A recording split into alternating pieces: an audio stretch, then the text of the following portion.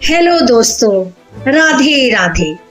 आज की कहानी का शीर्षक है बुरी आदत। एक अमीर आदमी अपने बेटे की किसी बुरी आदत से बहुत परेशान था। वह जब भी बेटे से आदत छोड़ने को कहते तो एक ही जवाब मिलता, अभी मैं इतना छोटा हूँ, धीरे धीरे ये आदत छोड़ दूंगा। पर वह कभी भी आदत छोड़ने का प्रयास नहीं करता। उन्हीं दिनों एक महात्मा गांव में पधारे हुए थे। जब आदमी को उनकी ख्याति के बारे में पता चला तो वह तुरंत उनके पास पहुंचा और अपनी समस्या बताने लगा। महात्मा जी ने उसकी बात सुनी और कहा, ठीक है, आप अपने बेटे को कल सुबह बगीचे में लेकर आइए, वही मैं आपको उपाय बताऊंगा।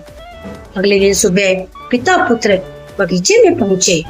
महात्मा जी बेटे से बोले, आइए हम दोनों बगीचे की सैर करते हैं। और वो धीरे धीरे आगे बढ़ने लगे।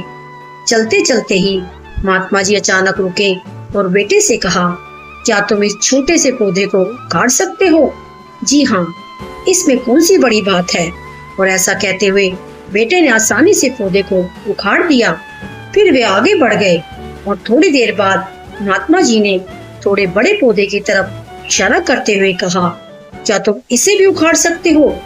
बेटे को तो मानो इन सब में कितना मजा आ रहा हो। वह तुरंत पौधा उखाड़ने में लग गया। इस बार उसे थोड़ी मेहनत लगी, पर काफी प्रयत्न के बाद उसने उसे भी उखाड़ दिया। वे फिर आगे बढ़ गए और कुछ देर बाद पुनः महात्मा जी ने एक गुड़हल के पेड़ की तरफ इशारा करते हुए बेटे से उसे उखाड़ने के लिए कहा। बेटे ने पेड़ का तना पकड़ा और उसे जोर जोर से खींचने लगा, पर पेड़ तो हिलने का भी नाम नहीं ले रहा था। जब बहुत प्रयास करने के बाद भी पेड़ टस से मस नहीं हुआ तो बेटा बोला, अरे यह तो बहुत मजबूत है, इसे उखाड़ना संभव है। महात्मा जी ने उसे प्यार से समझाते हुए कहा, बेटा ठीक ऐसा ही बुरी आदतों के साथ होता है।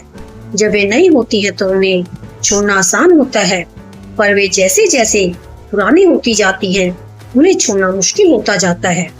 बेटा उनकी बात समझ गया और उसने मन ही मन आज से ही आदत छोड़ने का निश्चय किया। आपसे निवेदन है कि कृपया हमारे चैनल को लाइक एवं सब्सक्राइब कीजिए। नैतिक शिक्षा देती इस कहानी को अपने बच्चों को जरूर सुनाइए और नई नई कहानियां पढ़िए, देखिए और सुनिए। यह कहानियां जो कि उदाहरण के रूप में है, यदि आप अपने बच्चों को और समाज में सुनाते हैं तो निश्चित ही सभी का बेहतर चित्त एवं चरित्र निर्माण होगा। आपका बहुत बहुत धन्यवाद।